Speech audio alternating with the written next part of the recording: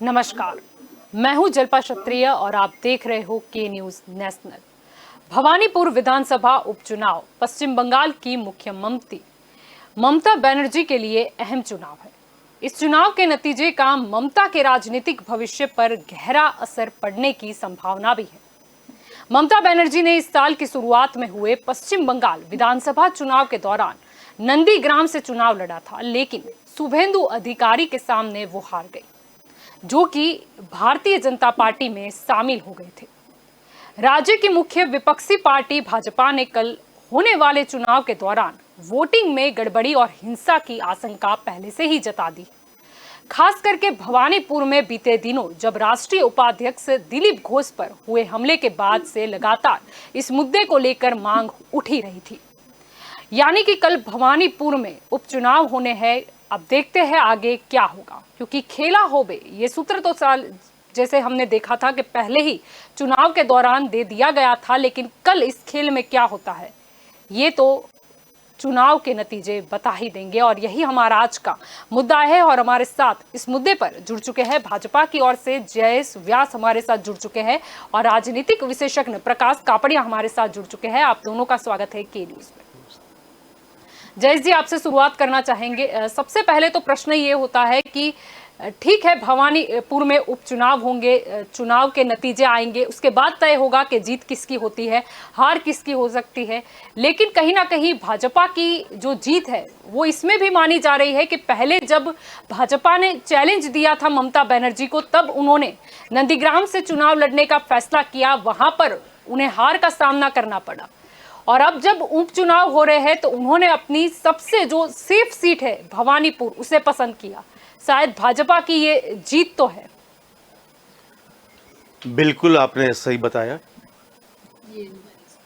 जब हम वेस्ट बंगाल की बात करते हैं, बंगाल की बात करते हैं, तभी पूरा इतिहास में 2 मिनट आपसे लेना चाहूंगा जी कि हमारी चक्षु के समक्ष रविंद्रनाथ टैगोर आते हैं, हमारी आंखों के सामने सुभाष चंद्र बोस आते हैं, हमारी आंखों के सामने महर्षि अरविंद आते हैं, हमारी आंखों के सामने बंकिम चंद्र चट्टोपाध्याय आ जाते हैं, कि जो पूरे विदेशी ताकतों के सामने ये राष्ट्र का निर्माण करने के लिए एकजुट होकर देश विदेश में घूमकर ये देश का नक्शा बनाया। आज भी महर्षि अरविंद के पुंडीचेरी में भारत माता का नक्शा प्रधान माना जाता है।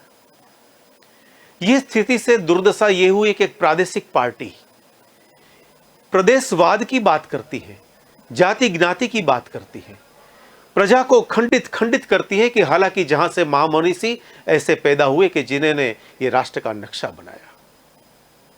ये बहुत बड़ी दुविधा की बात हुई है।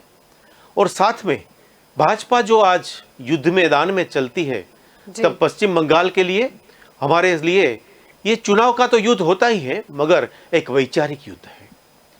ये राष्ट्र को एक और नेक समझकर भारत माता हम बोलते हैं, और भारत माता का नाद, वंदे मातरम का साद, वो जो जहां से निकला है वो पश्चिम बंगाल है, वो बंगाल है।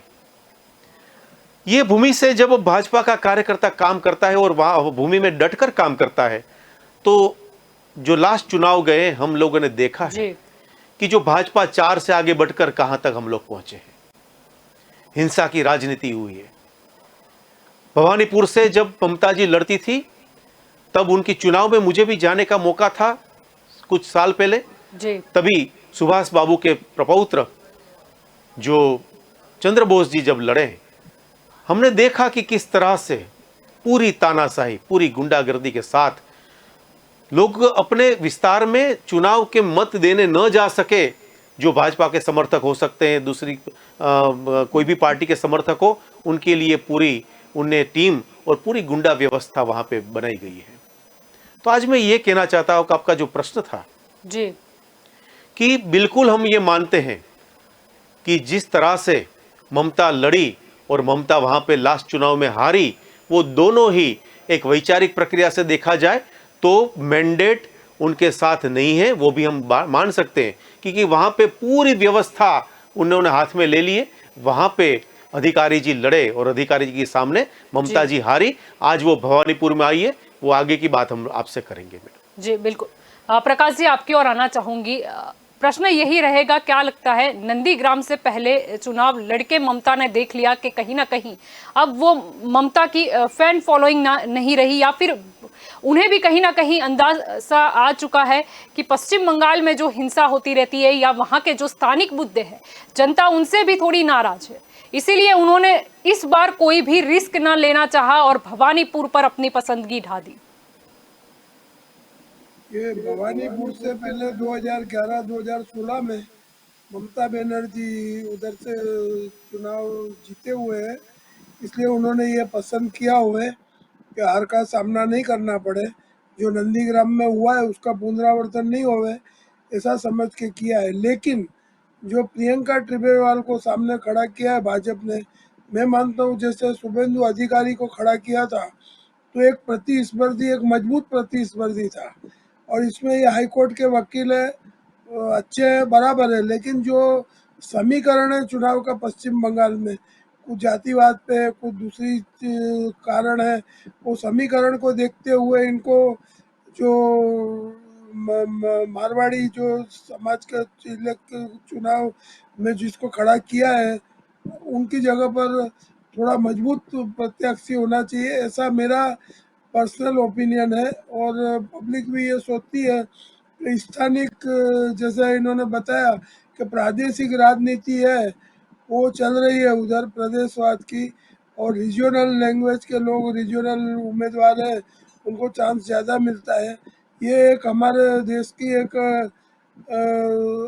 ऐसा है कि वहाँ सालों से ये चलता है, लेकिन प्रांतवाद की सरकार है वो लंबा टाइम नहीं चलती है, लेकिन पश्चिम बंगाल में लंबा टाइम प्रांतवाद से ही चला है। गुजरात में भी कुछ समय ऐसा आया था दूसरे, लेकिन जो प्रादेशिक पार्टी है उनका आयुष्य कम रहता है।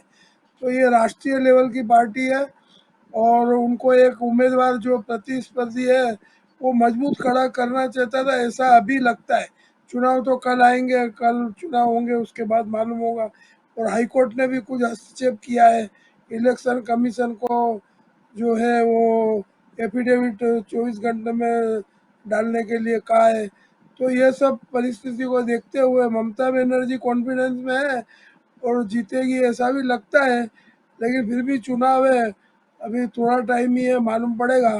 बाकी प्रतिस्पर्धी मजबूत बीजेपी को रखना चाहिए, ऐसा बीजेपी के लोग भी मानते हैं, ऐसा लगता है।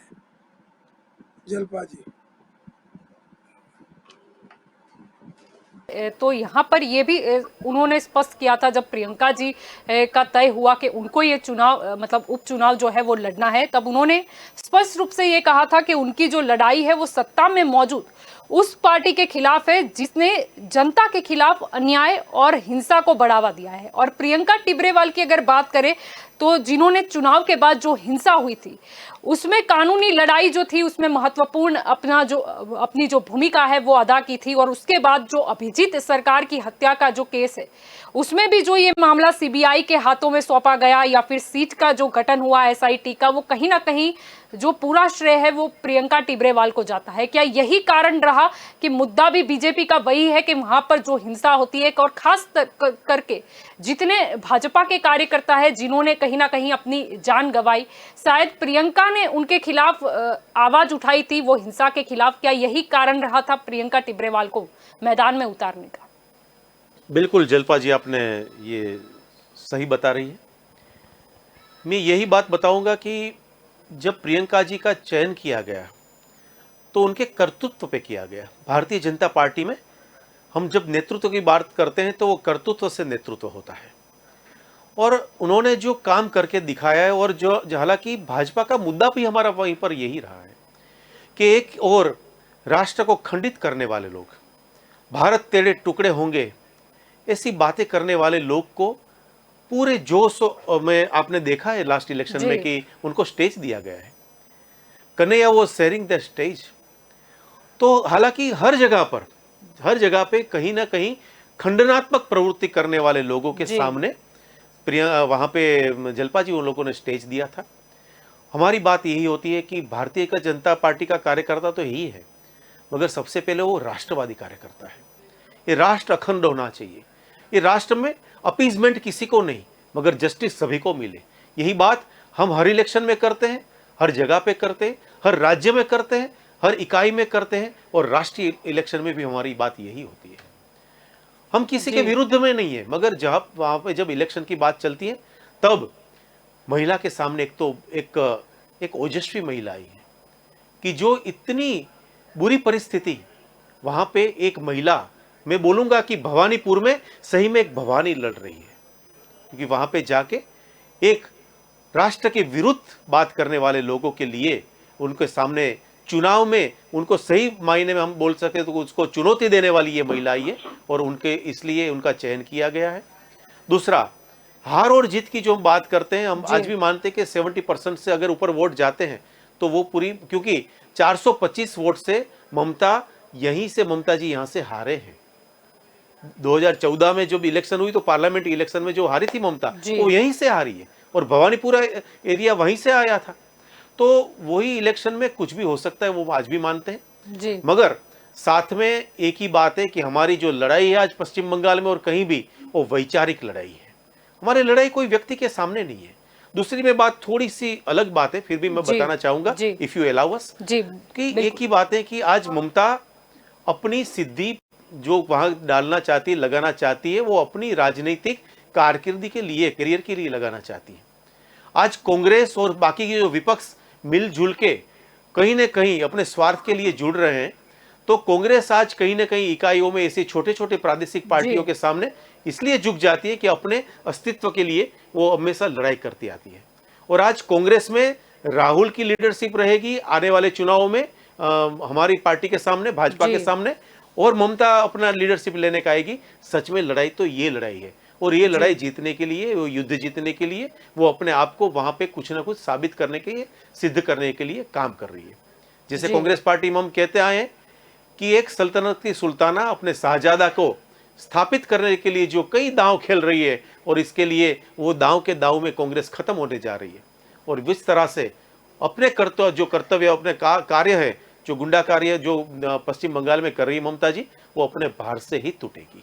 जी, क्या भवानीपुर में ममता जी को अभी भी कहीं ना कहीं डर है? क्योंकि अगर हम बात करें, उनका एक बयान देखें, वो जब संबोधित कर रही थी तब उन्होंने ये भी कहा, वहां पर भावुक हो गई वो, उन्होंने एक भावुक अपील भी की।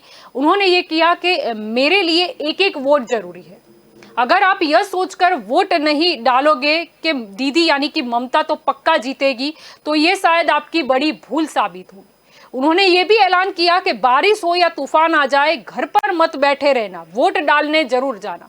और सबसे गौर फरमाने वाली बात कि वो आखिर में कहती है कि वरना मैं मुख्यमंत्री नहीं रहूंगी और आपको नया मुख्यमंत्री मिलेगा। क्या कहना चाहेंगे जयेश जी? क्या भवानीपुर में सेफ सीट है, फिर भी अभी ममता को क्या डर सता रहा है? अभी भी नंदीग्राम की लगता है ममता जी हार अभी तक भूल नहीं पाई। मैं फिर से ये दोहराना चाहूंगा कि जो ज्यादा लेवल पे ममता जी ने लास्ट इलेक्शन में जो परफॉर्म किया, जिस तरह से वहाँ पे भाजपा के कार्यकर्ता हो, चाहे राष्ट्रवादी कार्यकर्ता हो, उनके सामने कई हत्याएं हुई है। इलेक्शन के समय में हुई हत्या, उनके पहले जो सालों से चली आती हत्या, वो खुद न खुद एक डर बताता है जलपा जी। जो सही में लड़ता है वो हत्या की बातें में, हत्या की राजनीति में आगे नहीं जाता। जो इस तरह की राजनीति करते हैं वो कहीं ना कहीं अपने डर को बाहर निकाल रही है और डर को अपने आप को अभिव्यक्त कर रही है। और यही डर जी आज नहीं तो कल हम पूरे विश्वास से कह रहे हैं और हम सही मार्ग पे जा रहे हैं, और हम जरूर से कहें कि आज नहीं कि कल ये पक्ष की ये जो प्रक्रिया है, हम चाहते हैं कि लोकशाही में पूरे पक्ष हो, विपक्ष हो, अच्छी तरह से काम करें। मगर को राष्ट्र को तोड़ने वाले लोग अपने आज डरे हुए हैं, सहमे हुए हैं, और इसलिए उनके जो हथकंडे आज हमारे सामने दिख रहे हैं, वो सब हथकंडे जो नहीं होने चाहिए वो रास्ते पे जा रहे हैं। उनका ही डर उनको मारेगा। जी बिल्कुल। हमारे साथ राजनीतिक विशेषज्ञ प्रशांत गढ़वी भी जुड़ चुके हैं। प्रशांत जी, सबसे पहले तो स्वागत है आपका के न्यूज में। यहाँ पर अगर भवानीपुर उपचुनाव की बात करें तो कहीं ना कहीं ममता जी को नंदीग्राम की जो हार का डर है वो अभी भी सता रहा है, जो उनके बयान में से नजर आता है, जहां वो भावुक होकर अपील करती है कि हर जो वहां के रहने वाले हैं रहवासी वो वोट डालने अवश्य जाए। उन्होंने ये भी कह दिया कि वरना मैं मुख्यमंत्री नहीं रहूंगी, आपको नया मुख्यमंत्री रहेगा। क्या मुझे लग रहा है कि नंदीग्राम की हार के बाद है दीदी को, और खेला होवे के चक्कर में टीएमसी का खेला हो गया, दीदी का खेला नहीं हुआ लास्ट टाइम। और लास्ट टाइम भी ये उनकी एक भूल ही थी। वैसे भवानीपुर से हर बार चुनाव लड़ना, जीतना, वहां की बहुत अच्छी एक मतलब ये बने रहना सबके प्रति, मतलब सबको बहुत ही सॉफ्ट कॉर्नर दीदी के प्रति था। भवानीपुर के लिए भी लोगों ने समझाया भी था, फिर छोड़ के आ गई। और शुभेंदु सिर्फ उनको दिखाने के लिए एक ईगो पे आकर वहां से लड़ा ग्राम से, और देख रहे हो कि 1956 बहुत ही कम मार्जिन है, तो एक एक वोट की कीमत उनको पता चल गई है। और इसीलिए वो आज बोल रही है ना कि कुछ भी हो जाए, बाढ़ आए, तूफान आए, कुछ भी हो जाए, आप वोट दीजिए। तो ये एक इतना लर्निंग मिला है कि किसी को भी अंडर एस्टिमेट नहीं करना है। और इस बार उनके सामने जो प्रत्याशी है, भाजपा के जो है कैंडिडेट, वो डेफिनेटली 2 बार उनके सामने ही हारे हुए हैं, बट उनका जुस्सा कुछ और है इस बार का, क्योंकि उनके पीछे पूरी फोर्स भी लगी हुई है। और पहले जो सिर्फ 2 एमएलए थे, 2 एमपी थे, अभी उसकी जगह उनके पास 78 एमएलए है। तो पूरा भाजपा का भी मशीनरी उनके पास मिल गया है, एक कॉन्फिडेंस अलग हो चुका है। सामने दीदी का मोरल थोड़ा कम से, मतलब कंपेयर टू अदर पहले का पास देखे तो। लेकिन मुझे समझ नहीं आती कि इलेक्शन आता है तभी हिंसा क्यों होती है बंगाल में। ये इलेक्शन के टाइम पे ही, जैसे ये असेंबली का इलेक्शन था तब बहुत बड़ी हिंसा हुई, हर रोज नए नए वो लाठी बल्लम, खून खराबा, आग तोड़फोड़, हमला धावा, जो हमले जो हर रोज हो रहे थे वो इलेक्शन के टाइम पे ही क्यों हो रहे हैं। इलेक्शन जाता है, सब शांत हो जाता है, तो ये किसकी मिली भगत है, किसका ये मैपिंग है, ये सब पता नहीं चल रहा है। जैसे दिलीप घोष जी के ऊपर हमला हुआ है, फिर उनके बाद वो तो इलेक्शन कमीशन पे भी गए थे भाजपा वाले, तो इलेक्शन कमीशन ने बोल दिया कि वही डेट पे होगी। तो एक ही भवानीपुर, एक ही कंस्टिट्यूएंसी, और पूरा इलेक्शन अभी, मतलब ये इलेक्शन कैंसिल करने वाली जो रिक्वेस्ट गई है, वो ये लेवल पे क्यों जाना पड़ता है। तो वहां की कल्चर बिगड़ चुकी है, वहां की जमीन बिगड़ चुकी है, क्या होता नहीं चल रहा है। वापिस दीदी पे आ जाओ तो आने इलेक्शन हो गया, वो सीएम बन गई, टीएमसी लास्ट टाइम की जगह बहुत ही अच्छी तरीके से पेश आई, पिछले टाइम से 2 सीट ज्यादा मिली है, 3 सीट ज्यादा मिली है, तो भी परफॉर्मेंस वहीं का वहीं है। काफी सारे, मतलब दीदी एक सॉफ्ट बोल रहा था कॉर्नर ही, लेकिन वो फिर डिफरेंस दिख रहा है। और या तो फिर विपक्ष इतना मजबूत हुआ है, तो विपक्ष ने भी, हम विपक्ष को भी पूछते हैं डेफिनेटली यहाँ पर, इसीलिए मैं बात करेंगे कि विपक्ष ने ये जो उनका भी जुस्सा बढ़ गया है, 2 से जो 78 पे आ चुके हैं, तो उन्होंने भी ऐसा क्या फाइंड आउट किया है बंगाल के लिए, क्योंकि हम हमारे लिए भी ये एक आरएनडी की सोच बन गई है कि ऐसा क्यों हो रहा है बंगाल में ही, इतने हमले इलेक्शन के टाइम पे इतना सब क्यों हो रहा है। तो विपक्ष को भी हम प्रश्न पूछते हैं, अभी वो भाजपा विपक्ष में है, तो आपने ऐसा क्या आइडिया कि जो वहां बड़ा गैप था, या आपकी संख्या बढ़ने से ऐसे 2 बड़े काम क्या हुए, ताकि बंगाल की जनता को लगे कि नहीं भाई, पहले विपक्ष इतना मजबूत नहीं था और आज हो रहा है। तो भवानीपुर से अगर दीदी वापिस जीतती भी है, सीएम भी बनती है, तभी और क्या ऐसे काम करेंगे जो जनता के लिए, जनता के परिप्रेक्ष्य में बंगाल के विकास में होंगे। जयेश जी, आपकी ओर आना चाहूंगी। यहाँ पर जब मुद्दा उठाई है, अगर बंगाल चुनाव की बात करें तो बंगाल चुनाव के दौरान भी हिंसा देखी गई, उसके बाद भी जो है हमले लगातार हो रहे थे, कहीं ना कहीं रेप जैसी घटनाएं हुई है, ऐसे भी आक्षेप जो थे वो किए गए थे। लेकिन सबसे हाल ही का मौका हम देखें कि जब भाजपा के राष्ट्रीय उपाध्यक्ष और बंगाल के बीजेपी के जो वरिष्ठ नेता है दिलीप घोष, जो एक हिंसक भीड़ से घिरे नजर आते हैं, और उसके बाद देखा जाता है वीडियो में कि सुरक्षा जो कर्मी है वो उन्हें सुरक्षित बचाकर गाड़ी तक जैसे तैसे करके लेके जाते हैं। और शायद यही मसला था कि जब दिलीप घोष ने ये कहा कि अगर उपचुनाव में प्रचार ही करने नहीं देना है तो फिर उपचुनाव का मतलब क्या रह जाता है। और शायद आप दृश्य भी स्क्रीन पर देख सकते हो वो। जी जी जयेश जी, यही बात को लेकर इलेक्शन आयोग के पास, चुनाव आयोग के पास ये रिप्रेजेंटेशन किया गया कि इलेक्शन कैसे भी करके भाजपा के, जो हम बोलते हैं कि खुले मंच होना चाहिए, खुला मन होना चाहिए, और इस तरह से चुनाव होना चाहिए। बंगाल के चुनाव आज का नहीं, हमने अगला चुनाव, उनके पहले के चुनाव, सब चुनाव हम लोगों ने देखे, आप तो मीडिया ने जी। देखे कि जहाँ पे हिंसा होती ही आ रही है। जब हमारी हमारी 2 सीट आती थी तभी भी हिंसा होती ही थी, आज भी लास्ट इलेक्शन में भी हिंसा हुई है। ये चुनाव के जो नतीजे आ रहे हैं और नतीजे लास्ट टाइम में आए, हम फिर से कह रहे हैं और पूरे कॉन्फिडेंस से कह रहे हैं कि खुला मन से, खुले मंच से वहाँ चुनाव न देना, न चलने देना, ये ममता जी की फितरत रही है और अभी भी कल के चुनाव में भी उनकी यही फितरत है। और उनके बताए हुए ये चीज़ जो उसके देखते हुए हमने उनके इसके में महत्व के पूर्ण 2 एक रीज़न बताता हूँ। जी। अपने एरिया में ममता जी ने कुछ काम नहीं किए। आज भी पानी की समस्या वहीं पर वहीं है। वहीं के वो जो इलेक्शन लड़े जाते हैं वो पूरे तानाशाही ही है। मैं दोनों को एक सर तरीके से बताऊंगा कि जैसी अमेठी की हालत, जो स्थिति कांग्रेस के शासन में उनके समय में हुई, और स्मृति जी वहां पे जीत के आई। यही स्थिति दूसरी तरह के देखा जाए तो भवानीपुरा चुनाव के क्षेत्र में, क्योंकि मैं वहां पर भवानीपुरा में बार बार जा चुका हूं। जैसे मैंने बताया कि चंद्र बोस जब लड़े थे सुभाष चंद्र बोस के परिवार से, तभी भी मैंने वहां पे देखा है कोई विकास के कार्य वहां पे नहीं होते हैं। और हाँ, वहां पे चलती है सिंडिकेट कि जो कंस्ट्रक्शन आप 10,000 में कर सकते हो कि 1 लाख में कर सकते हो, वो 1.5 लाख में होता है, क्योंकि पूरी एक लॉबी चल रही है और उनके नीचे ऐसे ही लोगों की पूरी एक हायरार्की बनी हुई, पिरामिड जी। सिस्टम बनी हुई है, और वो सिस्टम से ममता जी वहां पे चलती है। हत्याएं होती है और कहीं लोगों को आहत भी होता है। मैंने वो इलेक्शन वहां पे देखे थे। वहां पे 2-3 दिन पहले भी, हम तो एक इलेक्शन के अगले दिन निकल जाते हैं, वहीं पे उनके वहाँ पे जो लोग रहते हैं, जैसे हम यहाँ पे पोल बोते हैं, वहाँ उनको लॉक कर दिया जाता है लोगों को। वो लोग इलेक्शन के वोटिंग नहीं, वो मान लेते हैं कि ये लोग राष्ट्रवादी कार्यकर्ता है, बीजेपी से जुड़े हुए थे, ऐसे जी। लोगों को वहाँ पे लॉक कर दिया जाता है। चुनाव में वहाँ मत देने भी नहीं जा सकते। जी बिल्कुल। प्रकाश जी, आपकी ओर आना चाहूंगी। यहाँ पर प्रश्न एक ये भी उठता है, अगर भवानीपुर के बारे में हम देखें, भले ही वो ममता जी की सेफ सीट मानी जाती है, लेकिन वहां पर 40% जो मतदाता है वो गुजराती, मारवाड़ी, सिख और बिहार के रहने वाले हैं। इसके अलावा 20% की बात करें जो मुसलमान हैं, और बाकी जो 40% की अगर हम बात करें तो वो बंगाली है। यानी कहीं ना कहीं वहां पर यह भी बहुत महत्वपूर्ण टीएमसी के लिए भी रहा कि कैसे हम हिंदी भाषी लोगों को अपने प्रति आकर्षित करें, जो देखा भी गया उपचुनाव के प्रचार के दौरान।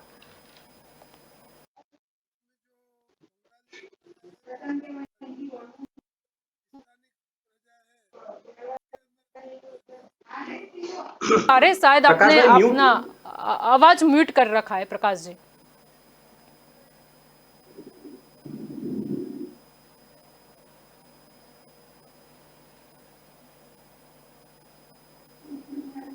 प्रकाश जी, आपका अभी भी आवाज म्यूट है म्यूट है। प्रकाश।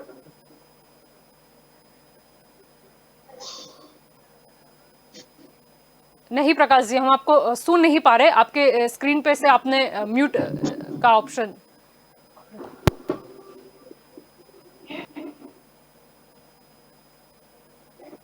जी प्रकाश जी, हम आपको सुन नहीं पा रहे। आप लॉगिन फिर से एक बार कीजिए। प्रशांत जी, मैं आपकी ओर बढ़ना चाहूंगी। प्रश्न मेरा वही रहेगा, भवानीपुर का अगर हम गणित समझे तो 40% जो मतदाता है वो गुजराती, मारवाड़ी, सिख और बिहार के रहने वाले हैं। 20% अगर बात करें तो मुस्लिम है, और वहां पर 40% फिर से बात करें तो बंगाली है। देखिए, ऐसा है, भवानीपुर का अगर आप ज्योग्राफी समझो तो वो बहुत ही मतलब क्लोज टू कलकत्ता सिटी है। तो कोई भी आदमी जब माइग्रेट होता है कोई दूसरे सिटी से, के मेजर सिटी जो या कैपिटल होता है उसके आजू बाहर से कोई गुजरात में आता है तो वो अहमदाबाद प्रीफर करेगा, या मतलब मेजर सिटी बड़ौदा, राजकोट जैसा प्रेफर करेगा। अभी आप देखिए पूरे वेस्ट बंगाल को भले इतने टाइम से है, बहुत बड़ा एरिया है। आज 2-3 मतलब गुजरात से कितना बड़ा स्टेट हुआ, गुजरात की 182 सीट्स और यहाँ की 293, बट फिर भी मेजर सिटीज आप देखो तो एक ही कलकत्ता है, बाकी कुछ नहीं है। कलकत्ता है बहुत बड़ा एज ए एवरेज। सो कलकत्ता के बहुत ही नजदीक भवानीपुर है, तो कोई भी बंदा आएगा वो कलकत्ता के आजू बाजू में सेटल होगा। तो इसीलिए आपने बोला गुजराती है, माली है, जैन है, सिख है, ये है वो है, वो लोग माइग्रेट होकर वहां पर गए हुए। मैं लास्ट वीक ही कलकत्ता गया था, पता चला कि मेट्रो ट्रेन दिल्ली के साथ साथ 1989 में उसका इनॉग्रेशन हुआ था, लेकिन आज तक मेट्रो एज अ हेरिटेज वहां पर डेफिनेटली रोड पे ट्राम चलती है, बट वो ट्राम भी अभी सिर्फ हेरिटेज के पर्पज से ही चलाई जा रही है, वरना कुछ नहीं है। तो आज तक मेट्रो डेफिनेटली ऐसा लग रहा है कि देखिए यूपीए सरकार में भी काम किया हुआ है, वो सरकार में रही हुई है, फिर भी वहां का सेंटर का कोई बेनिफिट वहां तक पहुंचने नहीं दिया है। क्या हुआ है वो एक बहुत ही बड़ा R&D का सब्जेक्ट है, क्योंकि मोदी सरकार की भी अगर बात करें तो काफी सारी योजनाएं ऐसी है जो सेंटर से दी गई है। बंगाल ने ना बोल दिया कि हम ये नहीं चलाएंगे, हम यहाँ हमारी चलाएंगे। तो एक इंडिपेंडेंट टेरिटरी जैसा बना दिया है वेस्ट बंगाल को कि हम ही हमारा वेस्ट बंगाल हम चलाएंगे, हमको सेंटर से कोई लेना देना नहीं है। और वो समझने वाली बात है कि चलो मोदी से मतलब भाजपा सरकार से या एनडीए से आपको प्यार नहीं है, आप उनके गठबंधन में रहना नहीं चाहते हो, आप उनके साथ काम करना, बट यूपीए तो आपका खुद का था, आप वही फैमिली से आ रहे हो, आप एक्स कांग्रेस ही हो, फिर भी आपने यूपीए से क्या किया कि सेंटर और स्टेट का कनेक्शन जुड़ा रहे।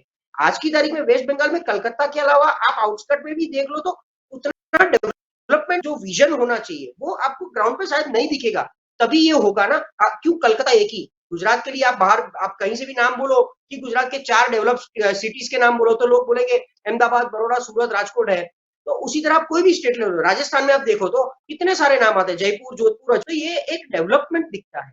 उसी तरह वेस्ट बंगाल में कलकत्ता के अलावा आप नाम बोलिए, मैं आपको भी पूछता हूँ, मैं जयेश भाई को भी पूछता हूँ कि आप 2 नाम अच्छे बोलिए कि जो वेस्ट बंगाल में घूमने लायक हो।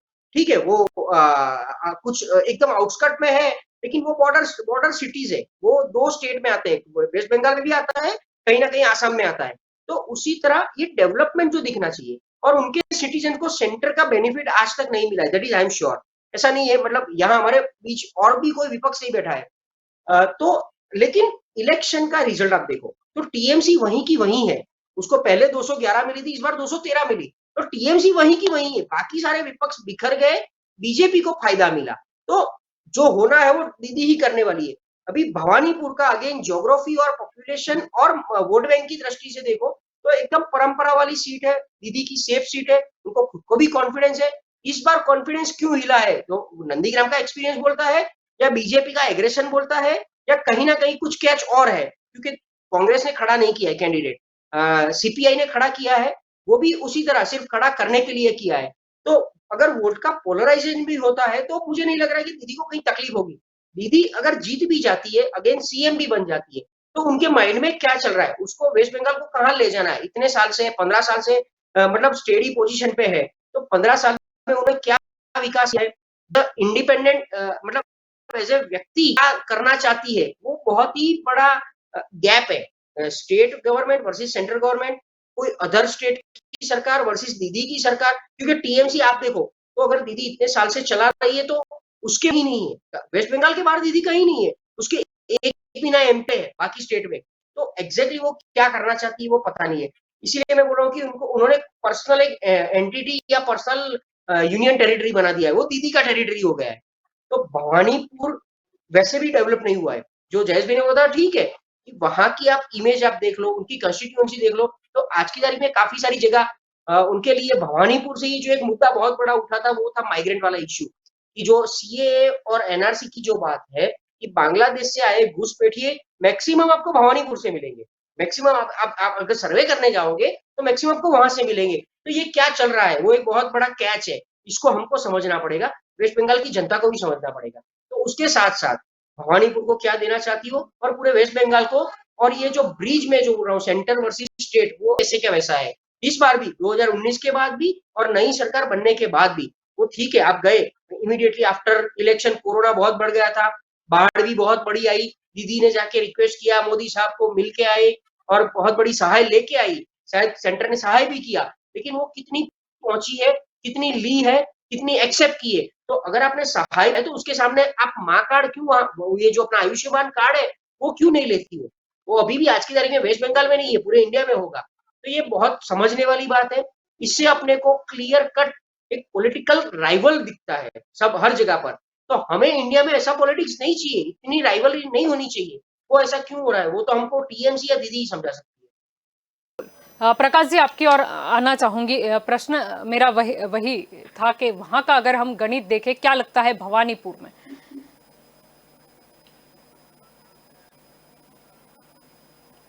प्रकाश जी हम अभी भी आपको नहीं सुन पा रहे हैं, आपको शायद फिर से एक बार लॉग इन करना पड़ेगा। आपने शायद आवाज अपना म्यूट कर दिया है। जयेश जी, मैं आपकी ओर आना चाहूंगी। यहाँ पर यह भी मुद्दा था कि कांग्रेस ने अपना जो उम्मीदवार है वो क्यों नहीं उतारा, क्यों वॉक ओवर जो है वो ममता बनर्जी को दे दिया। इससे शायद कांग्रेस को ये भी था पहले से ही कि कहीं ना कहीं हम जो है वो जीत तो नहीं पाएंगे, लेकिन हम टीएमसी के मत ना काट दे, वो डर उन्हें सता रहा था और इसीलिए बीजेपी के खिलाफ उन्होंने जो है ममता दीदी को वॉक ओवर दे दिया। क्या लगता है? बिल्कुल सीधी बात यह है कि कांग्रेस आज यह परिस्थिति में से गुजर रही है कि वो जो अपने आप को एस्टैब्लिश कर सकती है, न वो जनमानस में स्थित है, और इनसे जो आज कांग्रेस के साथ दुर्घटना बनी है ये है कि वो खुद तो कहीं पर भी नहीं है, लेकिन प्रादेशिकवाद चलाने वाले लोग, मैं प्रादेशिक सभी पक्षों का मैं विरोध नहीं कर रहा हूँ, मैं आपको समझाना चाहूँगा जी, लेकिन सिर्फ प्रदेश की बात करें और वो प्रजा को भी खंडित करें, प्रजा को तोड़ने का काम करें, और आखिर में कहीं ना कहीं देश को खंडित करने वाले लोगों के साथ में फिर से ये दोहराना चाहूँगा कि कन्हैया जैसे लोगों को स्टेज देने वाली ये ममता और उनको फेवर करने वाली कांग्रेस, वो अपने आप में अभिव्यक्त कर रही है प्रजा के सामने, लोगों के सामने कि हम क्या हैं। और इनसे ये घटना बनती है, जैसे अभी प्रशांत गढ़वी जी ने बताया, एक बात ठीक से बताई कि ममता एक प्रदेशवाद की कौन सी सिचुएशन में क्यों कर रही है वो देखना चाहिए। मैं इनके साथ इसलिए सम्मत होता हूं कि ममता कुछ और करना नहीं चाहती है। ममता सिर्फ एक ही बात करना चाहती है कि आने वाले इलेक्शनों में अपनी सुप्रीमसी रहे लोकसभा के स्तर पर, वो अपने कैंडिडेट के तौर पे यूपीए के चाहे जो भी उनको नाम दिया जाए, उनके लिए वो अपनी लीडरशिप को एस्टैब्लिश करने की एक हम बोलते हैं कि वो इधर उधर वो पैर जमाने की कोशिश कर रही है। एक बात। दूसरी बात कि जो अपने आप की प्रजा के लिए कुछ करना चाहते हैं, वो प्रशांत जी ने जो विषय उठाया कि न यूपीए की सरकार में न एनडीए की सरकार के आने वाली जो जितनी भी योजनाएं वो वहां पे लागू नहीं कर रही है। जब वो नहीं लागू कर रही है, उनका मतलब ये दोनों हो जाता है कि चाहे यूपीए की एनडीए, दोनों के साथ उनका एक ही बात है, वो कांग्रेस के साथ भी रहना नहीं चाहती है। वो अपने आप कुछ लीडरशिप में बनाने की सोच में वो अपने विस्तारों को खत्म कर रही है। आज भवानीपुर को मैं अमेठी के साथ ही, अमेठी से भी बदतर हालत में उनको देखना चाहिए, क्योंकि वहां पे कुछ ना कोई डेवलपमेंट हो ही नहीं रहा। आज की तारीख में भी नहीं हो रहा है, तभी भी नहीं हो रहा था। और तीसरी बात हो गई कि ममता की स्थिति हम पूरे स्थिति में ये जरूर से बताएंगी कि ग्रेजुअल प्रोसेस में भाजपा जिस तरह से वहां पे आई है सीटों को लेकर, आने वाले समय में ममता उनसे डरी हुई है, सहमी हुई है, और वो डर आज जोर जोर से बोलने की ताकत में जो दिखा रही है, बाद में बेसिकली देखा जाए तो वो सहमी हुई है। जी बिल्कुल। प्रशांत जी, आपकी ओर लौटना चाहूंगी। जब बात हो रही है कांग्रेस की, तब हाल ही में एक मुद्दा है वो काफी विवादित हो गया, जब तृणमूल कांग्रेस मतलब वहां का जो अखबार है जागो बांग्ला, उसमें एक आर्टिकल छपा था जिसमें स्पष्ट लिखा था कि राहुल गांधी विफल, ममता है विकल्प। यानी कि प्रधानमंत्री नरेंद्र मोदी का विकल्प कांग्रेस नेता राहुल गांधी नहीं बल्कि ममता बनर्जी है। और जिसमें क्या कुछ नहीं लिखा गया, वहां पर कांग्रेस को दूषित तालाब भी बताया गया और तृणमूल कांग्रेस ने खुद को समुद्र भी बताया। यानी कहीं ना कहीं कांग्रेस ने भले ही अपना उम्मीदवार जो भी कारण रहा हो ममता बनर्जी के लिए छोड़ दिया हो, वॉकओवर दे दिया हो, लेकिन कहीं ना कहीं ममता बनर्जी ने जो है वो अपने तेवर अभी से दिखा दिए हैं। ये एक बात है कि वेस्ट बंगाल की चुनाव रिजल्ट आने के बाद जिस तरीके से दीदी का वजन बढ़ा जो और वैल्यू बढ़ा, और पूरे इंडिया में एक एज ए प्रोजेक्ट किया गया कि अगर मोदी के सामने अगर कोई सक्सेसफुली लड़ सकता है और उनको कुछ दिखा सकता है भाजपा के सामने, तो वो सिर्फ एक ऑप्शन दीदी है। और आज की तारीख में आप देख लो तो पूरे इंडिया में जितने भी विपक्ष है, 20-24 विपक्ष काफी टाइम इकट्ठा होने का ट्राई किया। इवन कांग्रेस ने भी मिलके जो इस बार वो ब्रेकफास्ट मीटिंग किया, डिनर मीटिंग किया, जो भी किया, तो उसमें भी टीएमसी को इस तरीके से प्रोजेक्ट किया गया था कि भी वही फाइट दे सकते हैं, एक मजबूत विपक्ष के तौर पे टीएमसी खड़ा हो सकता है। और दीदी को लोग ने मतलब एग्जैक्टली मोदी के सामने कंपेयर किया। तो पीएम के candidate as a PM candidate 2024 अभी, और एक और लॉजिक भी समझ लीजिए, तो टीएमसी को जिताने के लिए उनके स्ट्रेटेजिस्ट थे प्रशांत किशोर। विपक्ष को इकट्ठा करने के लिए, और खास करके इलेक्शन के रिजल्ट के बाद जिस तरीके से प्रशांत किशोर पूरे हर एक इंडिया में इसको छोड़ के जेडीयू को छोड़ के सबको जो मिल रहे विपक्ष को इकट्ठा करने के लिए, तो उनके पास भी दो ऑप्शन है, एक शरद पवार और एक दीदी। उन्होंने भी कांग्रेस का दामन कहीं नहीं थामा है, कांग्रेस में जाने की संभावना है उनकी। गुजरात में शायद उनकी एंट्री बहुत धमाकेदार होने वाली ऐसा सुनने में आया है, बट उन्होंने कांग्रेस के पास सामने से नहीं गए, वो गए तो शरद पवार के पास गए या दीदी के पास गए हुए। तो दीदी को 2024 में एज अ स्ट्रॉन्ग अपोजिशन मान लो या स्ट्रॉन्ग कैंडिडेट मान लो, उस तरीके से प्रोजेक्ट करना। और वेस्ट बंगाल में कांग्रेस एकदम सफाई हो गई है, सफाया हो गया है, कहीं पर नहीं है ना, 0 सीट लेके आई हुई है। तो ओवरऑल रिजल्ट में बीजेपी ने सक्सेस लिया, कांग्रेस तो वैसे भी पहले भी कहीं नहीं थी टीएमसी के सामने। तो आज की तारीख में कांग्रेस झारखंड में ऑलमोस्ट मतलब कहीं ना कहीं गठबंधन में बैठी हुई है, बाकी सारी जगह पर प्रॉब्लम में है। आज पंजाब में उनका क्या हो रहा है, तो जो बिखरती कांग्रेस है उनमें कहीं ना कहीं पोटेंशियल नहीं दिख रहा है, उनके खुद के अध्यक्ष नहीं है। तो ये सब झमेले में अगर कोई स्टेबल बंदा है, अगर कोई स्टेबल पॉलिटिकल पार्टीज है जो परफॉर्म करके, क्योंकि देखो शिवसेना है गठबंधन में बैठी हुई है, एक डीएमके को छोड़ के पूरे इंडिया में मुझे कोई सक्सेस ऐसी कोई पार्टी नहीं दिख रही, वो रीजनल पार्टी हो, वो लेवल का उनका कैपेबिलिटी हो, एक टीएमसी है। और आज की और लोकसभा में आप देख लो तो हाईएस्ट बीजेपी के बाद सेकंड नंबर पे अगर कोई है तो कांग्रेस को छोड़ के टीएमसी है। कांग्रेस पूरे इंडिया में लड़ती थी, तब जाके उन्होंने 54 सीट पाई है। टीएमसी सिर्फ वेस्ट बंगाल से 22 सीट लेके आई, 18 सीट लेके आई है, तो वो थर्ड पोजीशन पे आ चुकी है ऑलमोस्ट। तो कांग्रेस के बाद सीधा अगर ऑप्शन दिखता है तो वो टीएमसी है। तो ये सब इक्वेशन आप सेट करो तो कहीं ना कहीं दीदी को नेक्स्ट पीएम के तौर पे ये सब प्रोजेक्ट करना चाहते हैं, और इसीलिए प्रशांत किशोर हर जगह पर घूम के दीदी को आगे करना चाहते हैं। अभी पता नहीं कांग्रेस में आएंगे भी तो भी उनका नजरिया या उनका रूफ तो वही रहेगा कि भी कहीं ना कहीं दीदी को आगे किया जाए फॉर 24 के इलेक्शन। तो इसीलिए ये सब इक्वेशन। जी जी बिल्कुल।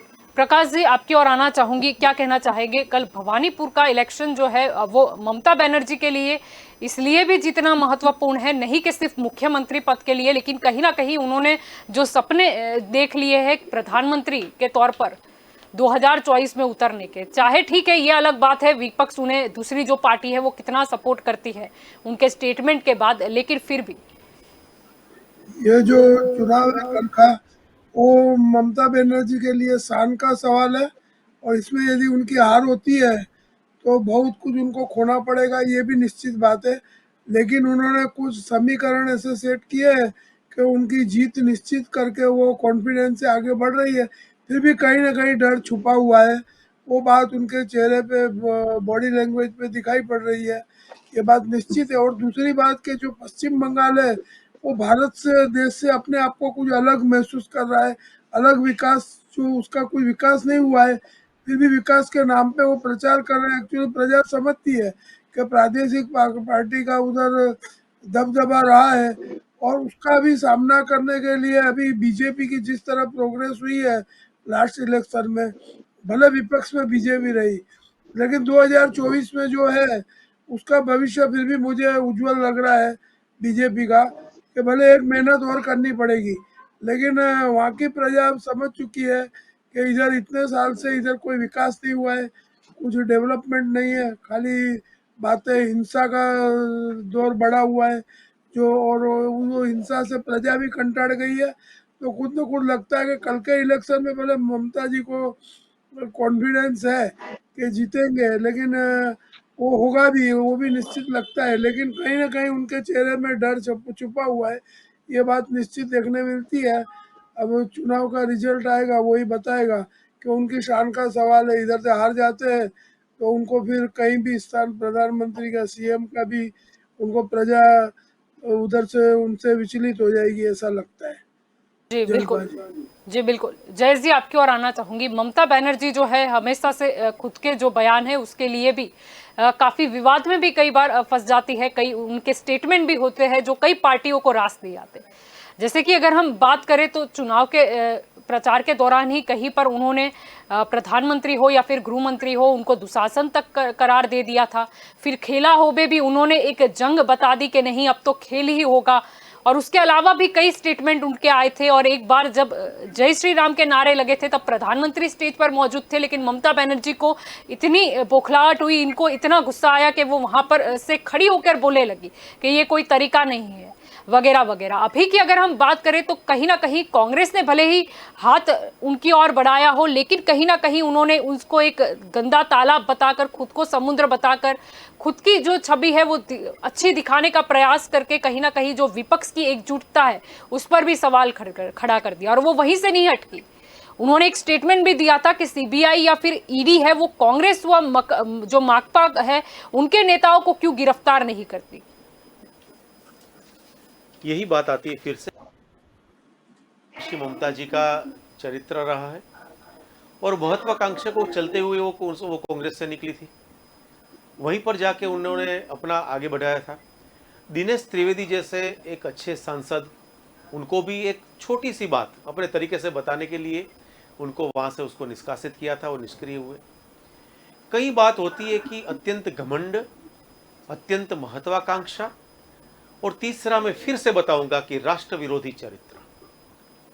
राष्ट्र के विरोध की बात करने वाले, खंडित करने वाले लोगों को साथ में बिठाना, और जय श्री राम नारे से अगर जो विचलित हो जाती है तो अपने आप में ये बात बताती है कि जय श्री राम क्या ममता से कोई अलग बात कर रहे थे कुछ कार्यकर्ता, वहां की जनसमाज।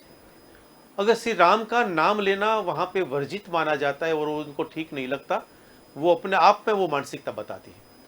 इसलिए मैं बार बार बताता हूं कि पश्चिम बंगाल में हम जो काम कर रहे हैं, हमारे कार्यकर्ता काम कर रहे हैं, हमारी सहयोगी संस्थाएं जो काम कर रही है, वो विचार के सामने, ये दुष्प्रचार के सामने हमारा विचार कार्यरत है। और विचार को चलते हुए हमने आज तक इतनी सीटें यहाँ पे हासिल की है, चाहे हालांकि वो पार्लियामेंट में हो, हालांकि ये लास्ट विधानसभा की चुनाव में आई हो। जो ममता जी वहां पे कार्य कर रही है सालों से, उनमें कहीं ना कहीं पूरी घमंड के साथ चलने वाली तानाशाही की सरकार के स्वरूप उन्होंने काम किया है। हालांकि कुछ बात की प्रशांत जी ने, कुछ बात की कापड़िया जी ने। कांग्रेस का जो आज स्थिति है, कांग्रेस की स्थिति दूसरों की बैसाखी पर अपने आप में उनको आगे ले जाने के लिए वो कांग्रेस का एक मनोमंथन चल रहा है। मैं बोलता हूँ मनोमंथन भी नहीं है, कुछ उनके पास कोई गंतव्य भी नहीं है। वो चाहे वो कहाँ एक्सीडेंट होके कहाँ पे उनका समाप्ति हो जाए, उनके हुए वो चलती हुई बात है। थोड़ा जिक्र किया गया अभी पंजाब के लिए भी। पंजाब की स्थिति में भी देखो कि इतना पावरफुल लीडर को साइड में रखकर जो प्रयोग किए जा रहे हैं, उनका एक ही बाबत हम एक ही चीज कहें कि तेजोद्वेष। जो तेजस्वी है, ओजस्वी है, उसके पास कुछ भी है, वो उनको लोगों को निष्कासित करना, उनकी हम बोल सकते हैं कि उनको नहीं देखना, ऐसे लोगों के चलते हुए कांग्रेस आज धीरे धीरे, मैंने पहले भी बताया कि एक सल्तनत के सुल्ताना शहजादा को वहां पे रखने के लिए, स्थापित करने की जो कोशिश कर रही है, कांग्रेस खत्म हो रही है। मगर कांग्रेस से जो 37 आज से 37 के 40 जैसे इसने जो पार्टीज इतने सालों में उनके इतना विभाजन बंटवारा हो चुका है। आप आज देखिए प्रशांत जी जो बता रहे हैं कि शरद पवार, ममता बनर्जी, वो आखिर में कांग्रेस के सामने एक बगावत करने के बाद जो लोग बाहर निकले हैं, ऐसे ही लोगों के साथ, उनकी बैसाखी के साथ आज सोनिया जी की कांग्रेस जो है वो आगे जाने की कोशिश कर रही है। मैं स्पष्ट रूप से ये बताना चाहता हूं कि पूरी जो योजना ये लोग बनाने की कोशिश कर रहे हैं, पूरे कहीं ना कहीं उनमें जुड़े हुए लोग राष्ट्र के विपरीत काम करने वाले लोग हैं। बस यही हम प्रजा के सामने बात रखना चाहते हैं। जी प्रशांत जी, आपकी ओर आना चाहूंगी। यहाँ पर जिस तरीके से जयेश जी बता रहे थे, क्योंकि प्रचार के दौरान ये भी देखा गया कि ममता बनर्जी ने अचानक से मुद्दा ये भी उठा लिया कि उन्होंने कांग्रेस क्यों छोड़ी। उन्होंने ये तक कह दिया कि हमने 30 वर्षों तक जो है वो सीपीएम से लड़ाई लड़ी और मैंने तो कांग्रेस इसीलिए छोड़ी क्योंकि उस वक्त सीपीएम के साथ मिली भगत थी कांग्रेस की, और जो अभी भी है। उन्होंने यहां तक कह दिया, यानी उनका जो स्टैंड है ममता जी का वो अभी भी क्लियर नहीं हो पाया है।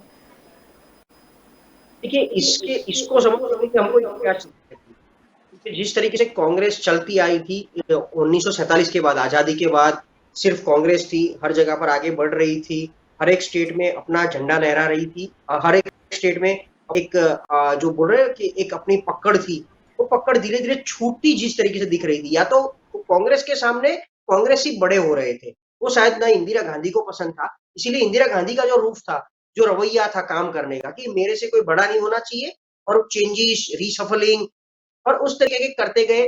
जो कोई बड़ा होता था, अगर कोई चेहरा ऐसा दिखता था कि भी ये बड़ा होगा या इसकी एक्सेप्टेंस हाई होने लगी है, उसको कैसे कहा जाए, और पवार वही रीजन से कांग्रेस छोड़ के खुद की कांग्रेस बनाई। तो कांग्रेस वर्ड का एक मीनिंग होता है हर एक जगह पर। यूके में कुछ अलग है, यूएस में कुछ अलग है, भारत में कुछ अलग है। भारत में वो विचारधारा बन गया, बाकी जगह गया है, यूएस और यूके के अंदर, ऑस्ट्रेलिया के अंदर। इसी तरह कांग्रेस छोड़ के खुद की कांग्रेस बनाई और वो कांग्रेस के एक्सटेंडेड आर्म बन के कहीं ना कहीं काम कर रहे थे। लेकिन वेस्ट बंगाल की अगर बात करें तो वहां मेंटालिटी थी, वो कांग्रेस को कहीं ना कहीं पसंद नहीं थी, कांग्रेस बंदा बड़ा हो रहा था, वो बड़ा होकर कांग्रेस के सामने, इसलिए उन्होंने उनके साथ हाथ, कहीं ना कहीं सीपीएम के साथ उनका को अलायंस जैसा बन गया था। वो को अलायंस को ब्रेक करने के लिए दीदी ने बहुत बड़ी अच्छी लड़ाई लड़ी थी। कभी ना आज की तारीख में देखा जाए तो दीदी का जो पिक्चर है आप देख लो कि भाई सादगीपूर्ण उनका जीवन रहता है, ठीक है, बाकी जो भी एक्टिविटी करते होंगे वो अलग बात है, बट उनका एक एक प्रोफाइल आप देख लो, उनका रहने का स्टाइल, लिविंग स्टैंडर्ड देख, जो सादगीपूर्ण रहना, एक पिक्चर दिखाना, वो सब एक जो चीज है वो सीपीएम के सामने उनकी लड़ाई थी। उनकी लड़ाई कांग्रेस के सामने कभी नहीं। तो वो सीपीएम को हरा के जब आप 15 साल से वो राज कर रही है, बंगाल खुद का बना के बैठी है, बंगालियों को उनके सामने, क्योंकि उनका बंगाल का भी आशीर्वाद है, उस बिना आशीर्वाद 13 सीट नहीं मिलती है। विपक्ष आता है जाता है, विपक्ष से पक्ष बदलता है, पर टीएमसी वही का वही है जो मैं समझा रहा था, पहले 211 आज। तो वो सबके बीच में दीदी का एक्सेप्टेंस, दीदी के प्रति बंगाल की जनता का वही है। तो वो दीदी को अभी रेसिप्रोकेशन करना है, उसको एंटीसिपेट करके वापिस कुछ देना है, और कुछ देने के लिए वो देश का भाग बनाना है। उसी तरह वापिस मैं विपक्ष के ऊपर आता हूँ कि सीए एनआरसी को लेके जो झुंबेश चला था, जो बांग्लादेशी घुसपैठियों को आप शरण दे रहे हो, आप वेस्ट बंगाल में सबको बड़ा कर रहे हो, तो वो जो मुद्दा जिस तरीके से उठा था, मुझे लग रहा है कि इस पर डेप्थ का रिजोल्यूशन आ जाएगा, वो अभी कहीं नहीं है। 2 साल से हमको ये शब्द सुनने को नहीं मिल रहा है, तो वो क्यों बंद हो गया? तो वो क्या इलेक्शन के टाइम को, मतलब इलेक्शन को फायर करने के लिए था कि सिर्फ चुनाव की एक मुद्दा के लिए बनाया गया था? अभी क्यों है, क्यों नहीं है? अभी उसके ऊपर क्या एक्शन लिया है? अभी सेंटर ने भी उसके ऊपर क्या एक्टिविटी किया है? कितने सीए एनआरसी, या तो जो मतलब जो नहीं, आसाम में बहुत बड़ा नंबर्स आया था, तो उनको डेफिनेटली एक चांस दिया गया था कि आप इतने टाइम में आप अपना डेटा प्रोड्यूस कर सकते हो, आप अपना डॉक्यूमेंट प्रोड्यूस कर सकते हो। उसी तरह ये वेस्ट बंगाल में कितने लोगों को, कितने शरणार्थी पकड़े गए, कितने इलीगल माइग्रेंट को पकड़ा गया है, कितने एग्जैक्ट नंबर हमको वेस्ट बंगाल के लिए नहीं, कहीं ना कहीं तो वो भी समझना पड़ेगा कि सिर्फ पॉलिटिकल लिए सब बनता है। तो सीपीएम की यही मानसिकता एक थी कि हमको ये जो मूढ़ीवाद वर्सेस एक दूसरा जो वाद है, ये दोनों के बीच सीपीएम बड़ा हुआ और खड़ा हुआ था, तो वो पूरा ध्वस्त हो गया।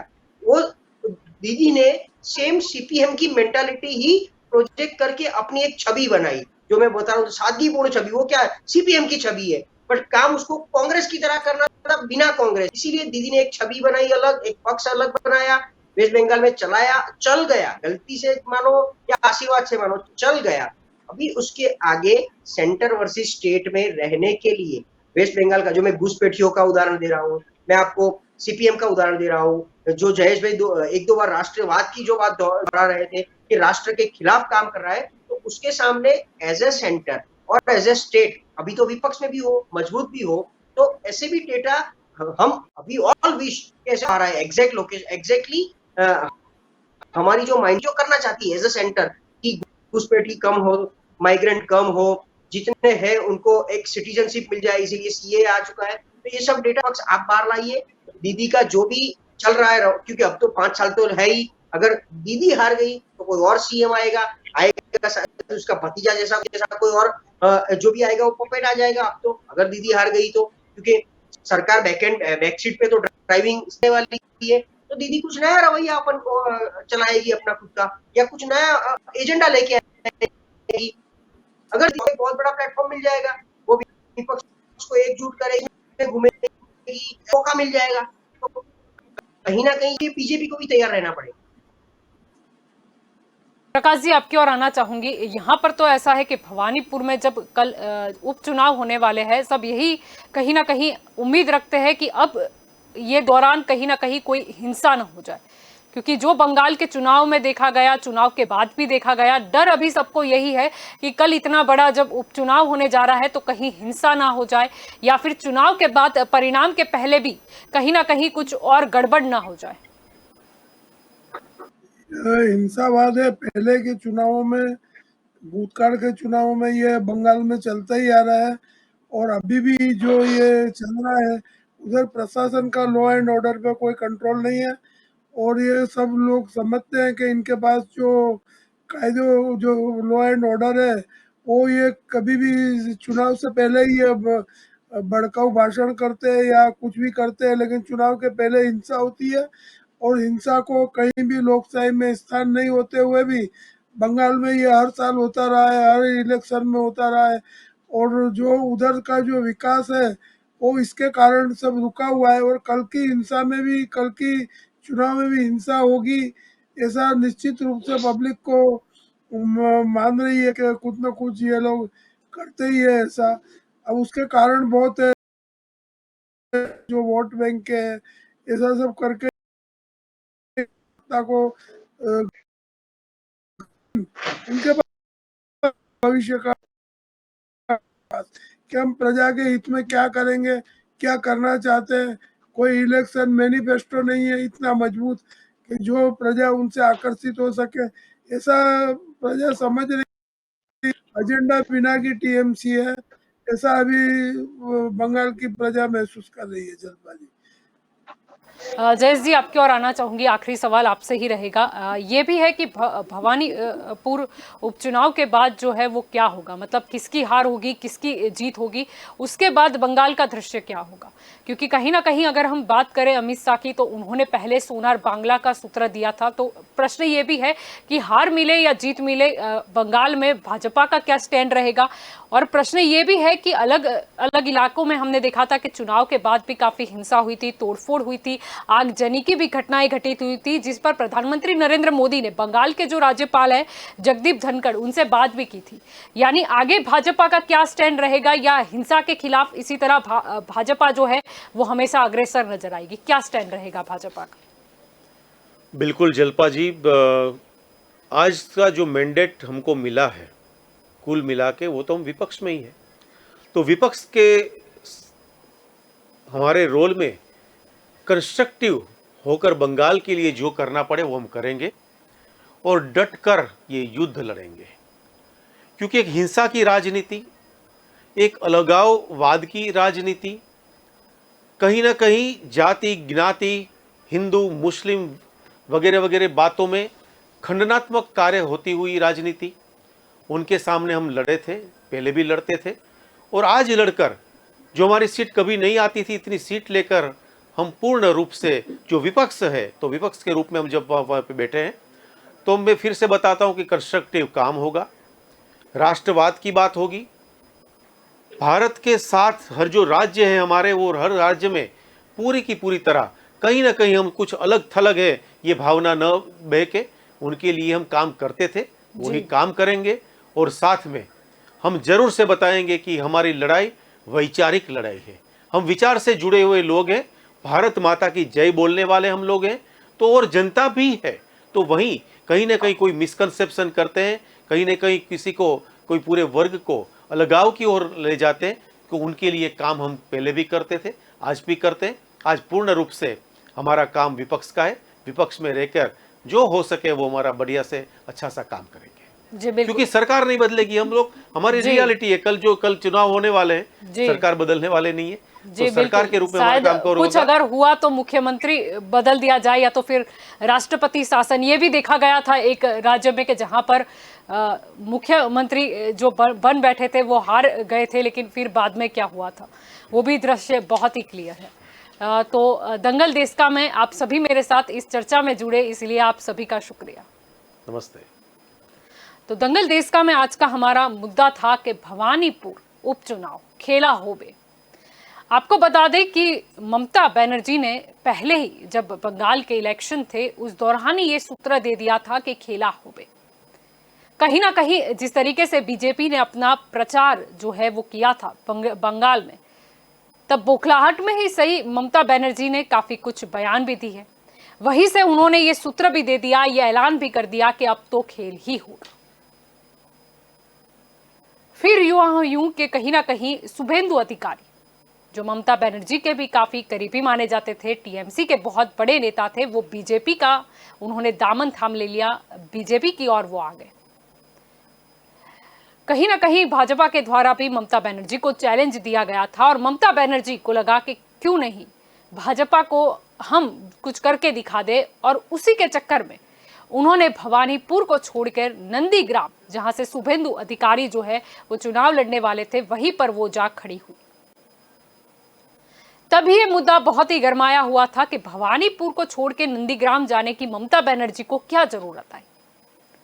ममता बनर्जी को कहीं ना कहीं यूं लगा कि ये वो सबक स्थापित कर देगी कि अगर टीएमसी छोड़कर कोई भाजपा में जाता है या दूसरी तीसरी किसी पार्टी में जाता है तो क्या होगा। उन्हें दिखानी थी अपनी ताकत, लेकिन हो गई गड़बड़। ममता बनर्जी को हार का सामना करना पड़ा, शुभेंदु अधिकारी उन्हें हरा गए। फिर भी कहीं ना कहीं टीएमसी की जो बहुमत सीटें आई थी उसके दम पर ममता बनर्जी ने अपने आप को मुख्यमंत्री के तौर पर कायम रखा, मुख्यमंत्री के तौर पर शपथ भी ली। 6 महीने में उन्हें किसी न किसी सीट पे से चुनाव जीतना ही था, इसीलिए भवानीपुर में इस्तीफा गिरा गया।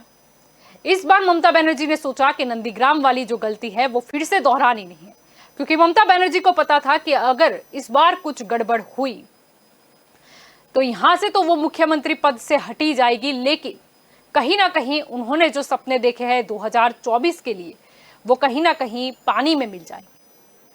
भवानीपुर में अब उपचुनाव होने वाले हैं। अगर भाजपा की बात करें तो प्रियंका टिब्रेवाल, जो हमेशा से हिंसा के खिलाफ आवाज उठाती आई है, ये उन्हीं की मेहनत का परिणाम था कि जब हाईकोर्ट से लेकर सुप्रीम कोर्ट तक जो है वो अभिजीत सरकार के हत्या का मामला तक पहुंचा। उन्होंने ये भी स्पष्ट कर दिया था चुनाव से पहले ही, जब उनका नाम तय हुआ, कि ये जो उनकी लड़ाई है वो हिंसा के खिलाफ है, ये उस पार्टी के खिलाफ है जो कहीं ना कहीं हिंसा के खिलाफ उन्होंने मौन रखा था, उन्होंने चुप्पी साधी थी। अब देखना यही होगा कि भवानीपुर इलेक्शन में वहां की जो जनता है वो किसे चुनती है। चुनाव में भी यही देखा गया।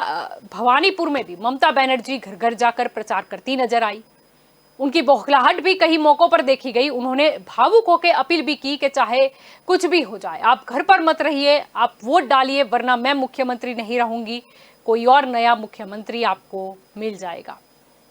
सामने प्रियंका टिब्रेवाल की बात करें तो वो भी लोगों के बीच नजर आई, बातचीत भी करी, और भाजपा ने तो यहां तक जो अपना सूत्र है वो दे दिया था। एक नया टाइटल वीडियो भी आखिरी दिन देखा गया कि अब खेला नहीं होगा, न्याय होगा। यानी ममता बनर्जी का सूत्र माने तो खेला होबे, भाजपा का सूत्र माने तो न्याय होगा।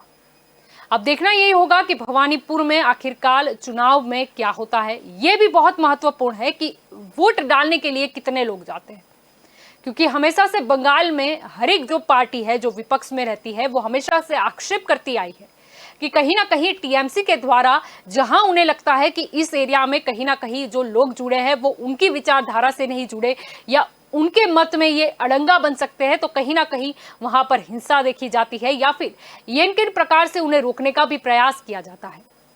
भाजपा ने तो पहले से ही बता दिया है कि भवानीपुर में क्या गड़बड़ी होने की आशंका है। अब देखना यही होगा कि दिलीप घोष की अगर हम बात करें, उनका एक बयान याद आता है जब हिंसा हुई, जब उन पर किसी कार्यकर्ताओं का जो टोला था जो टीएमसी ने करवाया है, ऐसा दिलीप घोष का कहना है, जो उन पर हमला करने के लिए वहां पर पहुंच गया। उन्होंने स्पष्ट रूप से कहा था कि उपचुनाव का अर्थ क्या है अगर चुनाव में प्रचार ही नहीं करने दिया जा रहा है, जिस पर से ही ये मानसिकता स्पष्ट हो जाती है कि भवानीपुर इलेक्शन में कल जो होना है वो कहीं ना कहीं कुछ गड़बड़ी का भी अंदेशा है, कहीं ना कहीं हिंसा ना हो, ऐसी ही सब प्रार्थना भी कर रहे हैं। भवानीपुर में सिर्फ इलेक्शन के दिन नहीं, लेकिन चुनाव के परिणाम के बाद क्या होता है, क्योंकि चुनाव में देखा गया था टीएमसी को जीत मिली, ममता बनर्जी मुख्यमंत्री भी बन गई, लेकिन हिंसा का जो सिलसिला है वो वहां पर ऐसा का ऐसा ही कायम रहा, जिसकी वजह से प्रधानमंत्री को भी वहां के राज्यपाल को ये दिखाना पड़ा कि वहां पर जो हिंसा हो रही है वो गलत हो रही है। भवानीपुर में ये खेला हुआ होता है या फिर न्याय होता है, ये तो चुनाव के नतीजे बता ही देंगे। लेकिन ये बिल्कुल तय है कि अब बंगाल की जो सूरत है वो किसी भी सूरत में बदलनी चाहिए। अब देखना होगा कि ममता बनर्जी रहती है या फिर आगे क्या होता है, और बंगाल जो है वो सोनार बंगला बन पाता है या नहीं बन पाता। तो दंगल देश का में अभी बस इतना ही। ज्यादा जानकारी के लिए आप जुड़े रहे के न्यूज के साथ। नमस्कार।